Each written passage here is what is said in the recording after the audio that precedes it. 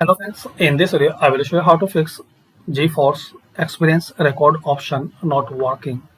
So to resolve this problem, click on Start, then search Services, right click on it and run as administrator.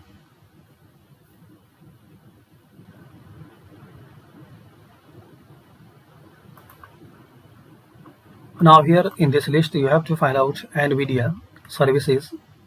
I have not that service, but you have to find out that NVIDIA service. Then right click on it and just you have to click on Restart.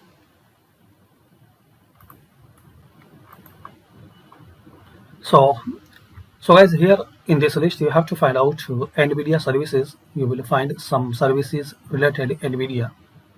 So find out them and right click on it and just click on Restart. I have not that service, but I will show you example. Similar you do in find out NVIDIA and right click on it and click on Restart.